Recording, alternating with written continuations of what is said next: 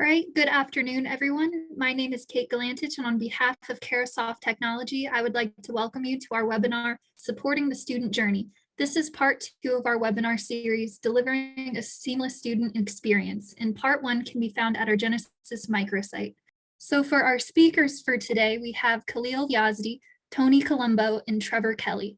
Khalil Yazdi has over 3 decades of experience as CIO in various higher ed institutions and community organizations.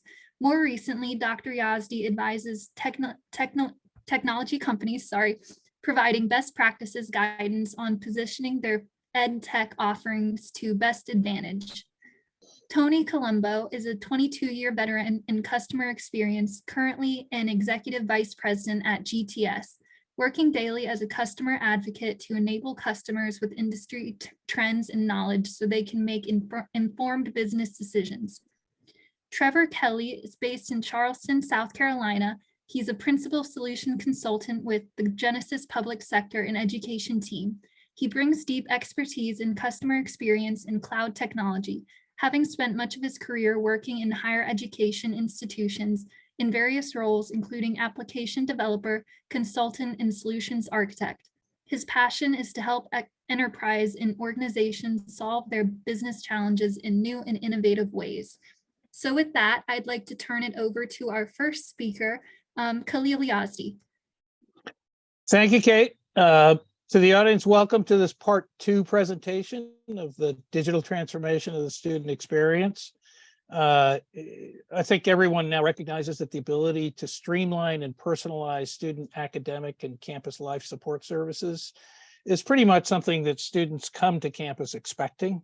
It's part of their lives otherwise, and I think institutions recognize that they need to adapt and approach digital transformation in a more serious way.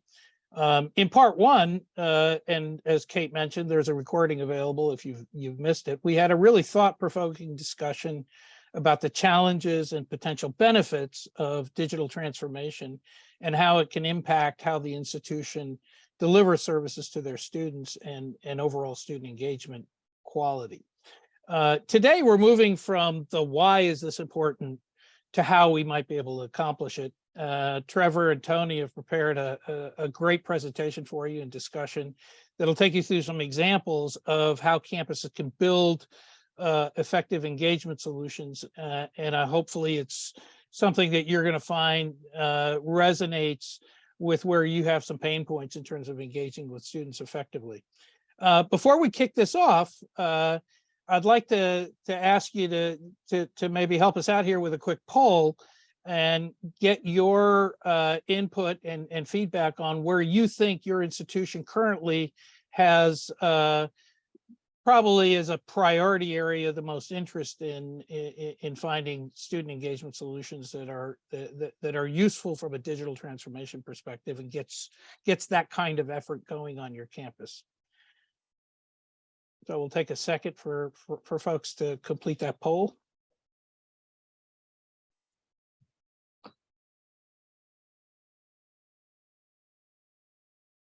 All right, with that, I'm going to turn it over to Trevor. Before Trevor, you get started, let me just ask the audience to feel free to contribute their questions through the Q&A box, and we'll try to address them as we go through the presentations.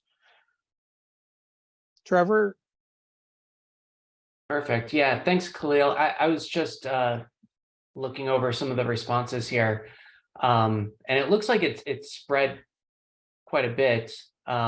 What the interesting one for me was the last one. That I don't know where students don't feel like they're engaged with the institution, and the reason why I wanted to kind of see that, it looks like 36% of you, or 36% of the answers at least, are listed there. One thing that that Genesys offers, and we're going to actually show quite a bit in demo form today, but the first thing I wanted to actually show was Genesys offers a journey analytics tool. And so if I go to share my screen right now, I've got an example of what that could potentially look like.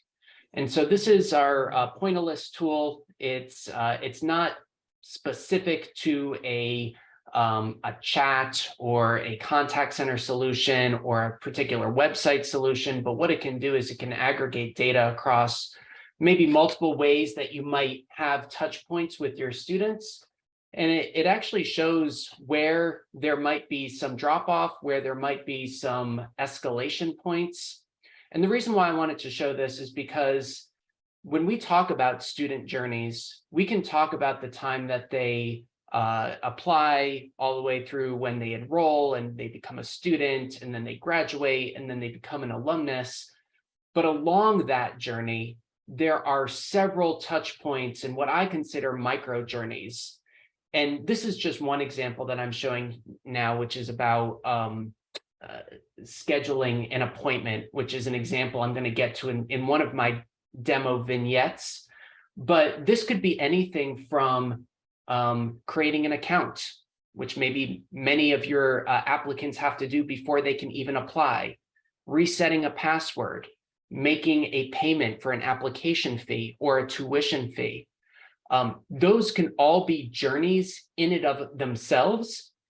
And so when we look at how successful are your students able to complete each of those different touch points, it's important to see, can they complete this tuition payment over the web, or do they go and ask for help?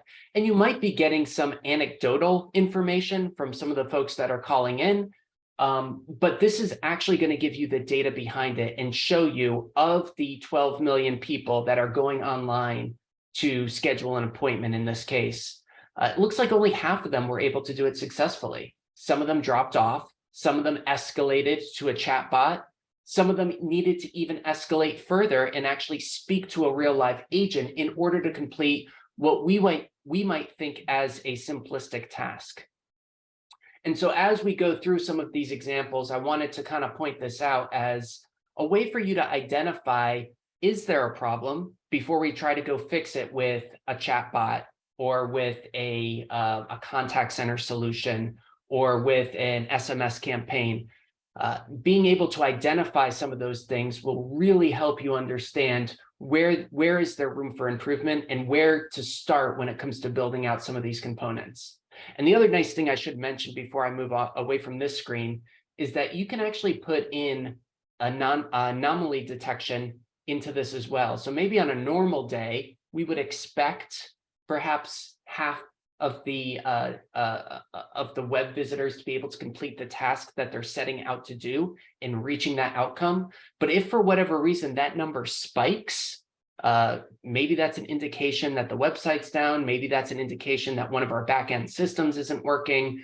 We can set up notifications to ensure that that gets the attention, so that hopefully these types of issues can be resolved a little bit more quickly, and again, enhancing the student experience in a expedited fashion. So I'm going to go through a couple of these different scenarios. It's, again, really important to understand that these are just examples, and we could probably spend days, if not weeks, going through and exhausting a number of different use cases. But I wanted to kind of pick out one from each phase of my fictitious student's journey here. I'm going to start with Gigi. Gigi is an applicant, and we're going to walk through her application phase, and she's actually going to try to reschedule an admissions appointment. Eventually, Gigi is going to enroll, and she's going to become a student, and we'll walk through maybe a use case where she needs to engage for withdrawing from a class. And then finally, Gigi's going to graduate, and she's going to try to join the Alumni Association. And what kind of offers can we give her for being a young alumnus? So let's start with the admission scenario. I'm actually going to start with pulling up Genesys Cloud. This is our web-based, we call it Genesys Cloud CX. It's a contact center solution as a service. It's completely cloud-based. I like to refer to it as a student engagement system. It's able to track every single touch point that you might have with your students, whether that's a phone call, whether that's an SMS, whether that's a chat. if it's a website visit. And throughout these different scenarios that I'm going to be presenting, I'm going to try to hit on all those different channels so that you can actually see this in action. The first one I'm going to do is I'm going to play two different roles. I'm going to start as an admissions counselor. Gigi's already submitted her application, and the next phase of that application process is to schedule an interview with an admissions counselor. So I'm going to reach out to her. I am going to call her in this case, but I could just as easily send her a text message. I could just as easily send her an email from the system. And this can all be completely hands-off or what we call agent list. But for the purposes of the demo, I'm actually going to do a manual one-off here. I'm going to make a call.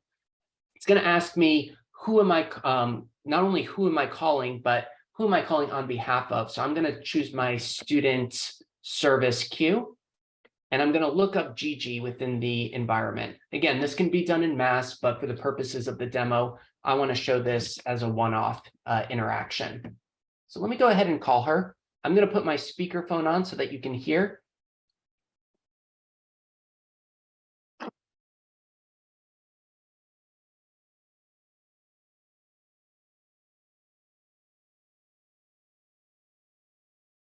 Please leave your message for 843-696-279-7.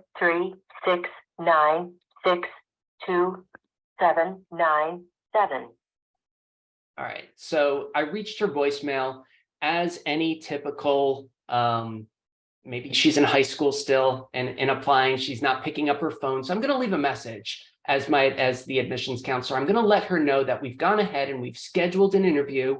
And that interview is scheduled for March 9th at 4 p.m. Eastern time. And we would like for her to either confirm, cancel, or reschedule. So pretty standard message. Again, we could probably do this as an agent list or have this automated, but I wanted you to actually see how we can build in this script. And by the way, you're probably wondering where we're getting this information from. How do we have her contact information? How do we know when her appointment is scheduled? Regardless of what your student information system is or your admission system, if you're using a Salesforce, if you're using a Lucian, Genesys Cloud has the ability to connect with those systems and be able to bring that information forward to whoever's interacting with the system and making it personalized based on what you need to say and how you should be engaging with her.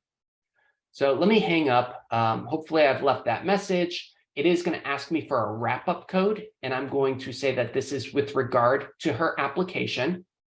And then I'm going to click done. And once I've done that, it just takes me back to the screen and I can call the next applicant and let them know about their appointment if I need to. So let me shift here. I'm going to switch over and I'm going to play the role of Gigi. Gigi is a pretty decent student. She's actually, she didn't actually get that voice message because maybe she's been in classes all day long, and she's really good about making sure that she doesn't check her phone during the day. But maybe she has a free period during school and she wants to go to our university website, and maybe she has a question about online classes and she's looking on the website to see if we offer online classes. I apologize, I'm not much of a website designer. I created this maybe a little bit too last minute, but your websites, I'm sure, are much more intuitive, and Gigi would probably have no problem finding what she's looking for on your website. But because she's on mine, she's actually going to open up a chat. So she clicks on this help and she wants to do a web chat and ask a question about whether or not the institution offers online classes. And so it's prompting her for some information. Of course, you don't have to do this, but it is helpful to understand who is actually asking this question. And we'll see more about identity stitching and being able to authenticate in a few minutes. But once she starts the chat, it's going to ask her whether or not she wants to use, in this case, I have it set up in my demo environment where I can have a Genesys bot, but you also have the ability to connect with third-party bots as well. ChatGPT has been getting a lot of buzz lately, but we also connect with Google and Amazon Lex and a number of other third-party bots. For the purposes of this demo today, she's going to use the Genesys bot. And let me zoom in a little bit because I want to show you what just happened. As soon as she connected with the bot, the first thing it said was it greeted her, and it said that we just called you regarding your application for enrollment for the fall semester. Is that what you like to chat about today? Now, even though Gigi went to the website with the intention of finding out about online classes, we have her attention now, and we want to make sure that we can confirm, cancel, or reschedule that appointment. So since she's already on our website, since she's engaging with us, let's see if we can get information from her and be able to reach the end of that journey that she's trying to do with scheduling that appointment. So I'm going to say, yes, that is what I want to chat about today. And then it's telling me what the voice message said, that her appointment is currently scheduled for March 9th at 4 p.m. Eastern. It's also asking her whether she wants to confirm, cancel, or reschedule.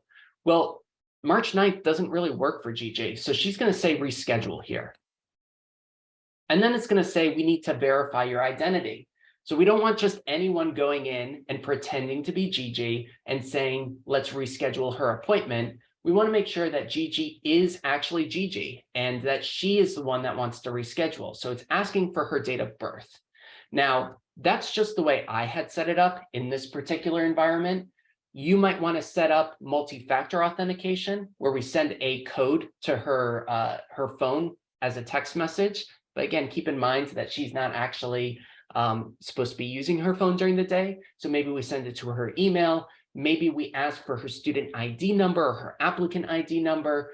You can choose however you want to authenticate. For my example, I'm choosing birth date. So I'm going to type in January 1st, 2005. And we've authenticated her. So it gives her the available appointment times on March 3rd, March 8th, or March 10th. I'm going to go with March 10th. And then we have two different slots, one at 10 a.m. and one at 2 p.m. So let's schedule it for 2 p.m. Right. And then it tells me we've confirmed your rescheduled appointment for March 10th at 2 p.m. It's actually sent a message to my mobile device. And then it asks if there's anything else that they can help with. And just to show you, I do have my phone hooked up here. If I pull up this message that I just received at 2:19 Eastern time, it tells me your admissions appointment for Genesys University has been rescheduled for March 10th at 2 p.m. Eastern time.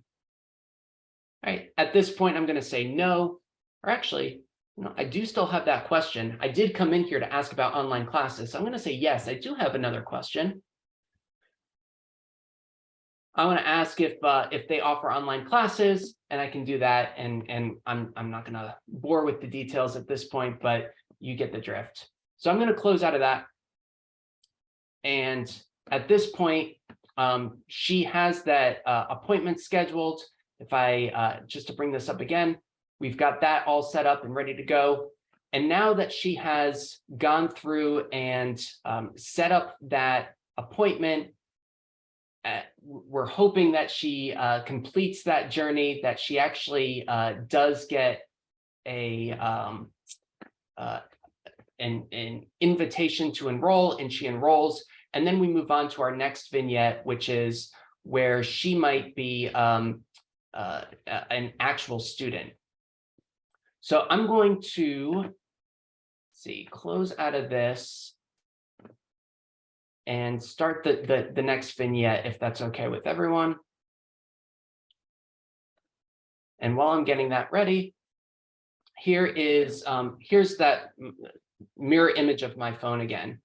So she's enrolled, right? She completed her interview. She did fantastic. She's now a student at Genesys University, and she's maybe been with the university for a couple semesters now. We're in the spring semester, so maybe she had the fall as an opportunity to kind of get used to everything. But now that she's in the spring and classes have gotten a little bit more difficult, she's reached the point where she doesn't know if she can complete one of her courses, that she's not doing too well. She wants to see if she can withdraw. So she's going to send a text message this time to Genesys University. And she's going to go ahead and start the bot. I'm going to say hello as Gigi.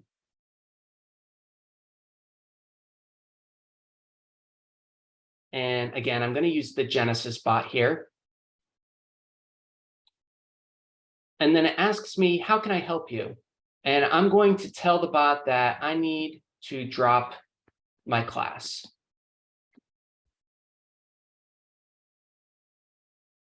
right? It tells me that they can help with the withdrawal from a class.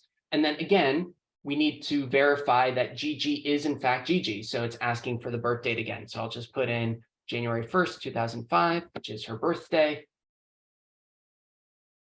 And now that she's authenticated, we can then go into the backend system and understand what are the courses that she's enrolled in that are eligible for her to withdraw. So it's asking for the course number. It says there's 3 courses on your schedule that we can work with. Which course would you like to withdraw? In this case, I'm going to say it's CSC 401. All right. And then it warns me. It says CSC 401 is a prerequisite for another course that is on my degree program. And it says that withdrawing from 401 might impact my graduation timeline. Do I want to proceed? Well, that's a pretty big decision now that I have to think about as Gigi, because if I proceed, that might mean that I have to enroll in summer classes. I might have to enroll in an additional semester, and that's going to cost me money. And I'm not sure if I have that money. So I'm going to abandon this. I'm actually going to close out of my text message here because I'm not going to finish this journey. Why? Because I need to talk to my parents first if they're going to be financing my education and make sure they're okay with me taking an extra semester. I might want to talk to the professor of that class and maybe see if there's a way that he or she can help me with additional tutoring, or is there a different way that I can approach this versus withdrawing from the class altogether. So Gigi closes that out, and she's having those difficult conversations with her parents and with the professor. And then eventually she decides that she's going to call the advisor. She's going to just make sure that there's not anything else that she needs to know. So let's go ahead and have Gigi call her advisor. Again, I'm going to put this on speakerphone so that everyone can hear it.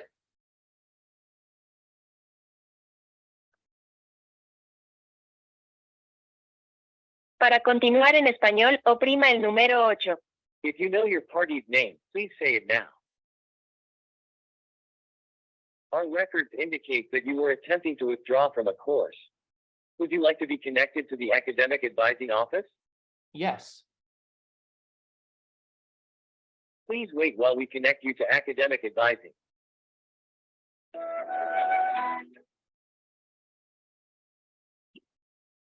Your estimated wait time is less than 30 seconds. To receive a callback, press 1.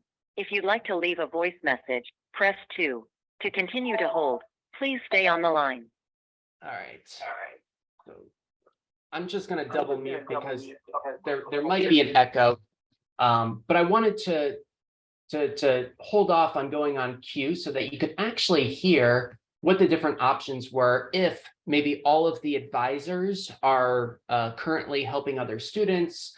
So there was the option to get a callback if the wait was too long. You heard the estimated wait time, but luckily Gigi was able to connect with the academic advising queue and actually speak to somebody about this particular course that she wants to withdraw from. Now, as soon as she got connected, we were able to actually go in and pull up her degree course requirements or her degree audit that shows how many credits has she earned so far, what's required for her program, what's been completed, what's currently in progress. So by having, again, this tight integration with your student information system, we can actually pull all that information and have that available so that when an advisor is speaking to Gigi, they're not having to fumble around across 5 or 6 or 7 different applications. We can pull it into this, what we call a single pane of glass, and provide all the information right at their fingertips to show this is what her roadmap looks like in her journey to be able to complete this degree program. Now, maybe she got connected to somebody who's a little bit newer and hasn't had to process a course withdrawal yet or a class withdrawal. One of the things that Genesys offers is this ability to do agent assist. So I can type in withdrawal and actually pull up an article here that shows me what the college policy is for withdrawing from a class. And if Gigi doesn't know, I can read this to her, or it might be good for my edification to be able to understand what our policy is for withdrawing from a class. The other option that Genesys has, which I don't have in my particular demo environment, is to actually do listening on the voice call to actually see what people are asking about and pulling up knowledge articles on the fly. So rather than me having to search for class withdrawal in the search box, it can proactively pop up this article without me having to type a thing, which is really, really effective for new folks that are trying to help out students, especially if you've got student workers that are taking calls and don't maybe know the policy. As semester to semester, we probably see different student workers coming and going. So this is a really great way to be able to get your staff up to speed on what they should be saying and how they should be interacting with your students who need to withdraw. All right, so let me close out this interaction. I'm going to end the call. It is going to ask me for a wrap-up code again. We saw this before. This was an advising appointment. And then I'm going to close this out. And now academic advising is waiting for the next call to come in. Let me fast forward a little bit again, because spoiler alert, Gigi ended up withdrawing from that class. She did take summer classes, and eventually she was able to graduate. She graduated on time, which is great. And now that she is a graduating senior, she is looking at the website. And again, I apologize because I'm pulling up this not so pretty website. Let's see if I can close out of this so it doesn't get in my way. And she's looking at this website and going to maybe all the different pages of the website. She already booked classes, so I probably don't need to do that, but she wants to look at graduation information. And she's reading about commencement and the ceremonial things that she has to do. She also needs to request her transcripts because she's going to be going to graduate school, and we want to make sure that she's doing that. And then she sees this alumni association and she wants to know what that's about. So she's going to go to the alumni association page. And when she does that, what we can do, and again, apologies for the design flaws here, but what we can do is we can actually offer her an offer as a young alumni. Because she is a graduating senior, she still qualifies as a young alumnus, and maybe the Alumni Association membership fees are less for the young alumni than they are for, I don't want to say old alumni, but for people that maybe graduated more than 10 years ago. So we can present these offers based off of her journey that she's taken on the website. So we know that she was looking at graduation information, and we know that she was requesting transcripts. And maybe when those two things line up and then she goes to the Alumni Association, we can deduce based off of her journey and what she's clicked on and what pages she's viewed that she's probably a young alumnus. So that's where we can provide these offers, but we can also do it based off of maybe what forms she's filled out, what information forms. If we know that it's Gigi when she's coming to the website, we can do that. So I'm going to close out of this offer because I'm not Gigi. I'm playing Gigi now. Gigi's not ready to sign up for a membership. Maybe she's interested in knowing a little bit more information about what are the benefits of the Alumni Association. So again, she's going to open up this chat. Again, she could call, she could send an email, but she's going to do a web chat again. Again, we know who Gigi is. So she's been here before. We're pre-populating with her information, and she starts the chat. And I'm going to say yes. And then I want to ask to speak to someone. And it says, you want to speak to someone? Yes, I do want to do that. And now it says transferring you to an agent. So we're going to answer this. Close out of this real quick. And we've got that full history of what she's, how she's been interacting. We know what her intent was. Her intent was to speak to somebody. But if I'm only looking at the chat transcripts and how she's interacted maybe with the bot up until we're actually connecting with the live agent, it's not giving us a whole lot of information. We just know she wanted to talk to somebody. How can we get more information about what maybe she wants to talk about? Well, in Genesys, there's this customer journey area. And when I click on this, it's showing me that full history of all the interactions that she's had previously, all the web chats that she's had, the text messages, the calls that she's made. This will go on. I can keep scrolling down. There's a lot of web chats on here. But also, when I click on web visit, it shows me all of the pages that she went to before she actually started the chat with me. So I can see that she went to the book classes page, she went to graduation information, she requested a transcript, and then she went to the Alumni Association page. As soon as she did that, it actually put her into this young alum segment because we were able to deduce that she is young because she was looking at graduation information first. We also see that she was presented with an offer. So that offer was posted as a pop-up and asked her if she wanted to join the Young Alumni Association. We can see that she declined that offer, right? And then we also see that at that point, she went in and started the web chat. So it gives you that full context so that if you are somebody who's trying to help Gigi out and you want to expedite how you can resolve what she might be asking about, this is going to give you some good context clues about what the journey was that she went to before she actually got to this point, so that you can actually start the conversation by saying, I see that you were looking at Young Alumni Association offers. Is this something that you'd be interested in talking about? And then you can have that conversation go from there. So let me close this out again. I'm going to put my wrap-up code that this was the Alumni Association wrap-up code. I probably should have mentioned that I can also put in notes on here. If she did decide that she was going to join, we have payment options that we can offer through Genesys Cloud, whether it's voice or not.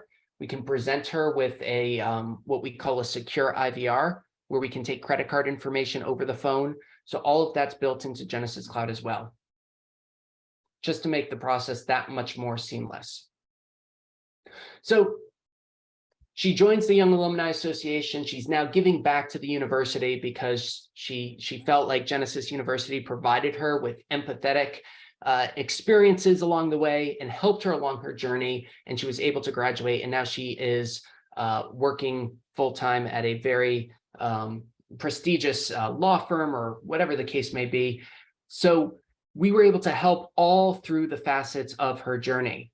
Now, when we talk about this, I brought up a few different scenarios that might be common at your institution, but I wanted to actually dive a little bit deeper. And we brought Tony from Global Technology Solutions because I wanted him to talk a little bit more about what his experience has been in actually helping higher ed customers chew off maybe some of these different scenarios and these different use cases based upon the priority that you see fit.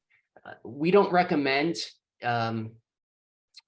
biting off more than you can chew, at least at first. And so Tony's going to talk a little bit more about how we can phase this in and bring to light some of those scenarios that might be most important and as a priority for your institution. Before Tony jumps in, Tony, if you give us a second here. Sure.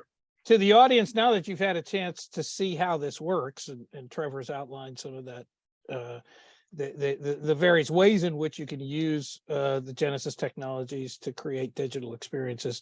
We have a second poll for you.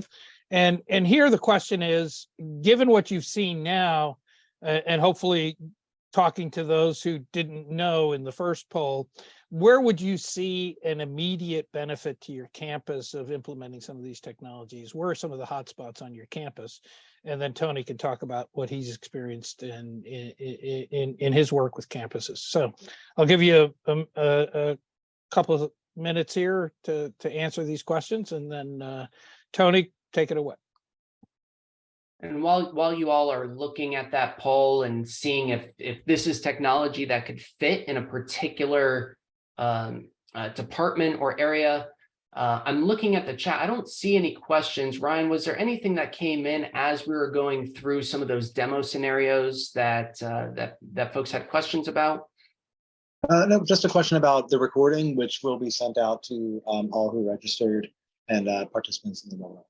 Yeah, there is a question, Trevor. you know, the mappings, the mapping of the student journey is really interesting as an analytical tool. I spent a good 20 years as an institutional research director doing a lot of those kinds of business intelligence efforts within a campus.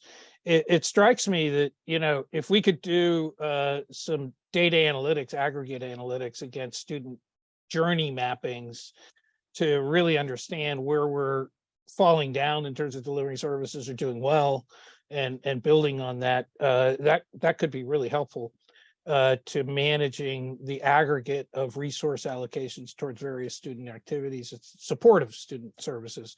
Do you have any sense of how robust the analytics can be around that kind of data? Absolutely, and that was part of the reason why I wanted to show the Pointillist, the journey analytics tool that we looked at right before the admission scenario, especially for admissions, because when you're thinking about you know, what it takes to get to a specific outcome and where there might be fall off and abandonment. I mean, you can actually quantify when it comes to how many potential students that we could have lost because they couldn't reset their password, they couldn't create an account, they had trouble submitting their application, they weren't able to reach whatever journey outcome that you've set up within that particular mapping. So it's really important to actually look at that and supply data. You're probably going to hear stories, right? Anecdotes from students that said, you know what, I called in because I couldn't click on this, but how many students are not even calling in? They're just giving up because they're like, you know what, this university's website isn't letting me submit my application. I've got 5 other applications out there. I'm just going to go ahead and put my efforts into those other institutions. That's really where we see the value in this, and making sure that we can avoid that at all costs, and trying to see, you know, are there red flags? Are there potential bottlenecks? Or, you know, are students not willing to sit on hold for an hour to actually get an issue resolved when it comes to meeting that potential journey outcome? Kate, can you put that poll back up? That was actually kind of interesting, and I think it'll give Tony a good lead in. So we have more people who were sure, and it looks like student advising is a good target, academic services another good target, and then student accounting and financial aid, sort of those general pain points that I think most campuses experience in supporting their students. Tony, what? Yeah, this is great, Khalil. So thank you, and Trevor, appreciate the overview here. And you know, as Trevor, you know, we always like to say, you know, is how do you eat an elephant, right? Well, I'm here to show you how to do that one bite at a time, right? So again, as Trevor's highlighted, the solution comes with these great capabilities already enabled, right? So you might ask, how do we get started, right? And make this a low risk reality? So it's really simply a matter of identifying how we address or you know, phase an engagement as determined and prioritized by the institutions. So, you know, our general approach really suggests to start small and then bring on functionality as one's comfort level increases, right? And we tend to call this, it's a concept we like to call it a crawl, walk, and then run type of concept, right? So starting simple and then gradually progress as you're able to understand, characterize, and consume the solution as it sits and collects data, and being able to make business level decisions based upon that. So in our philosophy with the, you know, crawl, walk, and run, the great part about the solution, again, is taking into consideration all the features and capabilities are already enabled. So the ability to, you know, starting simple and maybe be able to go from a crawl to a walk or a walk to a run is the opportunity to quickly set up a proof of concept or potentially a pilot, right? Because the capabilities are already there. And we've seen, just based upon that, that there's an opportunity to set up a proof of concept or a pilot, right? Set it up and actually execute it within as short as a 1 week time frame, right? Understanding where we identify the success criteria for that proof of concept, but standing it up is fairly simple and straightforward. And it's just a matter of execution at that point, then really deciding based upon the data collected, do we roll that into our environment, yes or no, or phase that in at a later point in time, right? So really our practical experience here at Global Technology Solutions, or GTS as we're known, right, highlights that, you know, departments, you really use the solutions differently, including priority for specific features. So, you know, as variables lie, a potential approach or a starting point may include and take into consideration central IT, right? As a potential target for a starting point to bring in a solution, right? So, you know, central IT typically are the backup for each of the departments, but as well, this enables a support structure upfront based on the backend support model already in place, right? So, no, granted, time and bandwidth are always a factor, and not intending to apply unnecessary departmental pressures upon one specific department. You know, we're focused on enablement, and we're focused on the enablement and training based on your current department realities, right? So we do this by taking a little time and understanding the realities of your current priorities. And really from that perspective, the tool set within the features or within the solution of the student orchestration solution by Genesys really offers the ability to be able to, if central IT's not necessarily our target there, we definitely have the opportunity to circle back and you know, leverage other groups or set up other groups as we just identified, right? Khalil, I think we were suggesting like, you know, a good starting point might be, you know, based upon the ease and the use of the solution, be able to start with a student advisory, right? Or student accounting and financial aid, and then come around at a separate point in time and bring in central IT where it's appropriate, right? So yeah, go ahead. Tony, I was just curious, you know, for a typical campus deployment, I would expect that there's a learning curve. Yes. And part of that learning curve is how to use the technology and deploy it. It's probably going to start with some backing through central IT and some technical folks, but really you want to get the business owners on campus, the folks in admissions or financial aid, you know, weighing in. How long in your experience does it take for the campus to sort of go through that initial learning process where they can start really engaging and thinking about expanding and building on it? To me, you know, based on my own campus experience, I would imagine it takes a few semesters for folks to start getting comfortable before they really start diving into using the product. Yeah, there's a couple ways to start, right, Khalil? And that's a great question, right? So we've approached, you know, number one, go back to the deployment of it by addressing, you know, are we addressing this by specific data elements, or are we capturing the design based upon, you know, offering a service, right? You know, typically what you'll see in that is you'll see probably over, I would agree, over a semester or you know, where we would come in and really come in and enable a department to be able to start consuming and using and understanding what that data is. And really it comes down to characterizing that data as it's moving, or that student experience as it's moving through the solution, and how you interpret that data.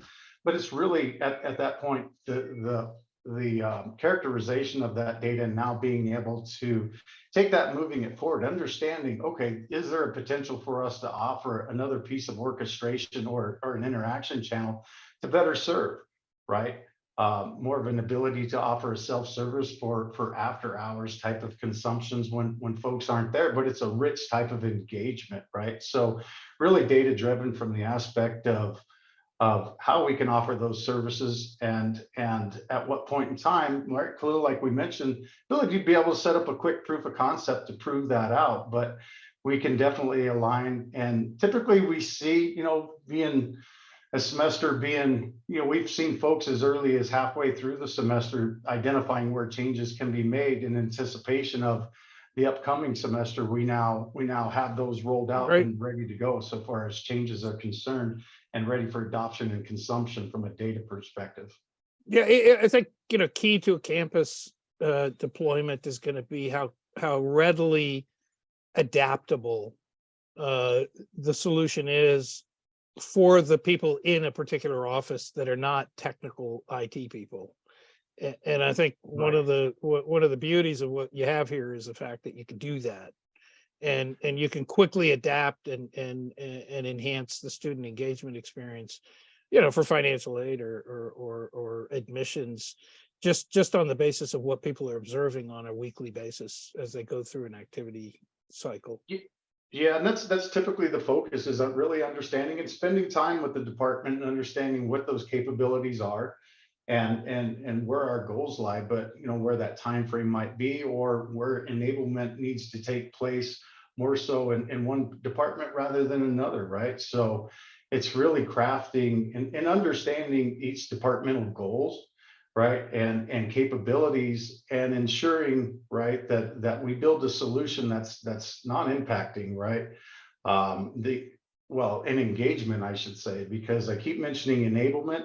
Enablement is key, as we mentioned in previous series. That change management is a concept that we understand that this is a new technology coming in, but we come in from a low risk standpoint and we understand the technology. It's how we're going to work with that department to achieve the best outcome possible by educating and training and ensuring that we're there throughout the process, guiding throughout the process, as well as there from a day two perspective on how do we tune this thing, right? What does this data look like? And from post deployment, make recommendations on again, how do we maximize the efficiencies of the system based upon the data coming through it. Very nice. Trevor, I had a question. I think, again, reflecting back on my own campus experience and thinking about deploying something like this, which would have been great, 20, 30 years ago when I had responsibility for this stuff.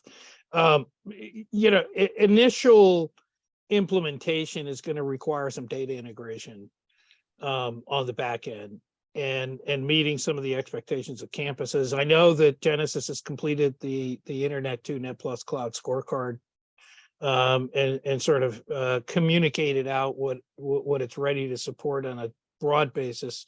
But as we get into an implementation and you're starting to talk about integration with student information systems, financial aid systems, student accounting, et cetera, how difficult is that? And to the extent that, while we're all our special institutions and very different, in one sense, our back end office structures and delivery mechanisms are pretty much the same. So what's your sense of how easy it is or challenging it is to put those integrations in place?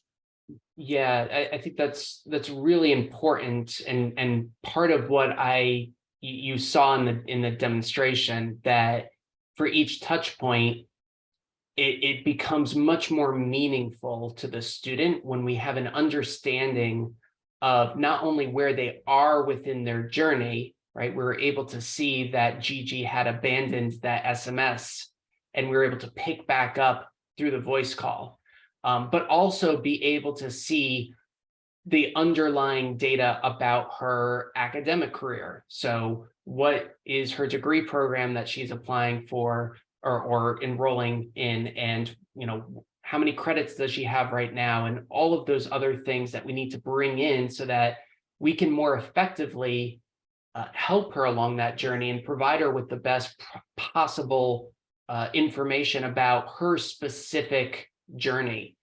The data integration is I mean, we've integrated with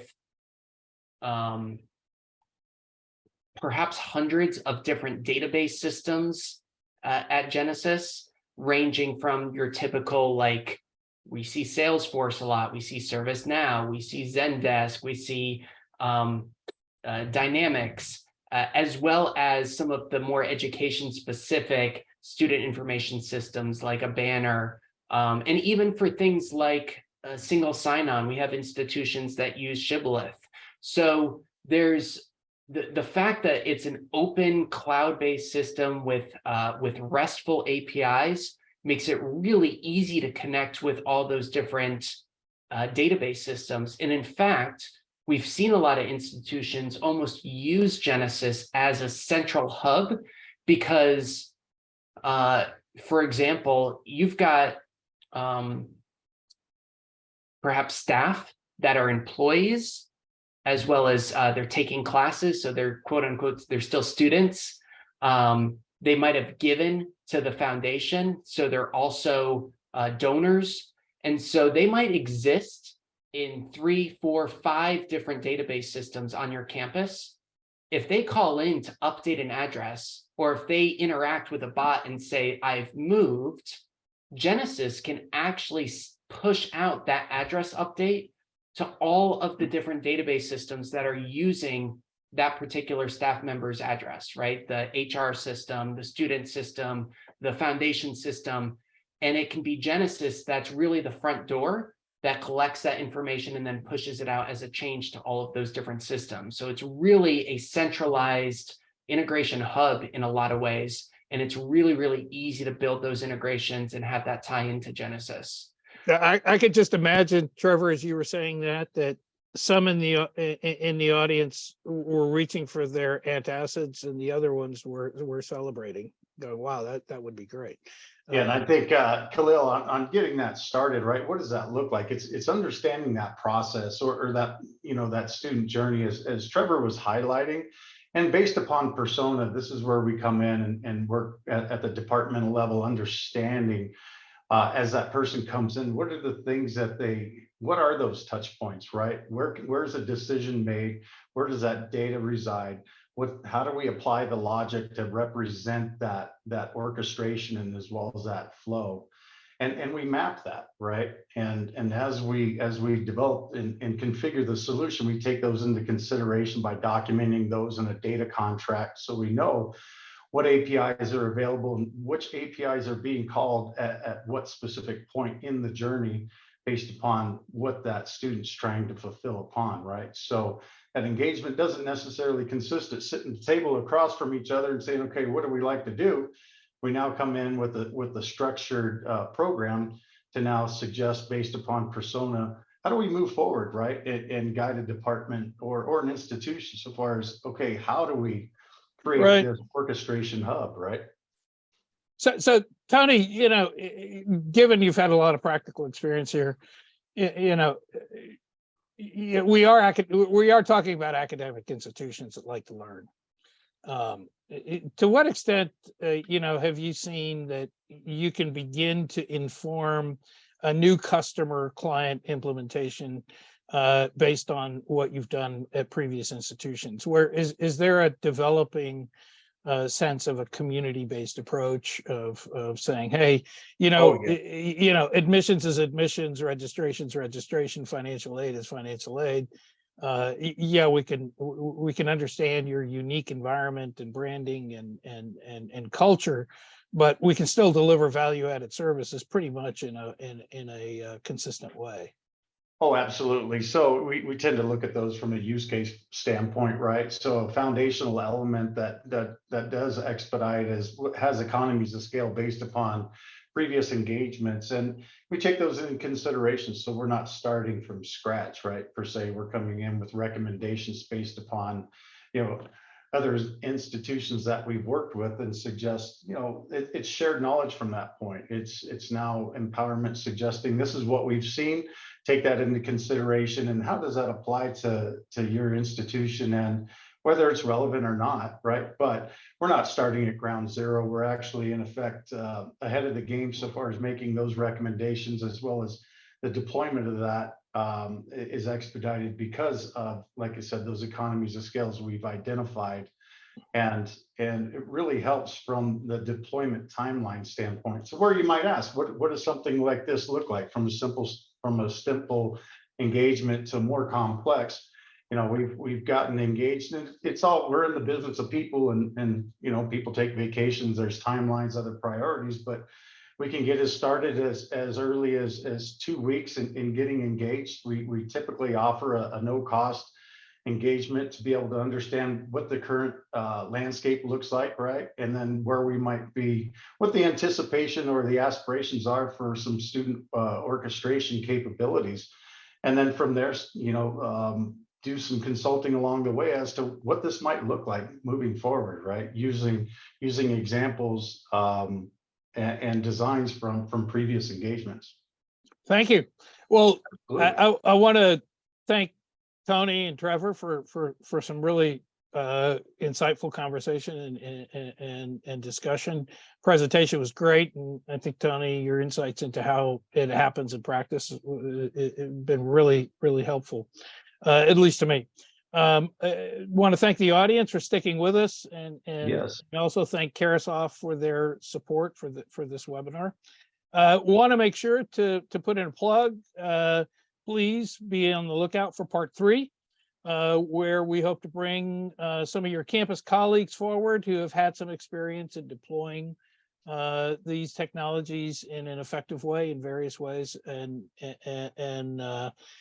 bring you their experience. So thank you. And with that, I hand it back over to Kate. Great. So thank you, everyone. Thank you, Tony, Khalil, and Trevor, for a great presentation.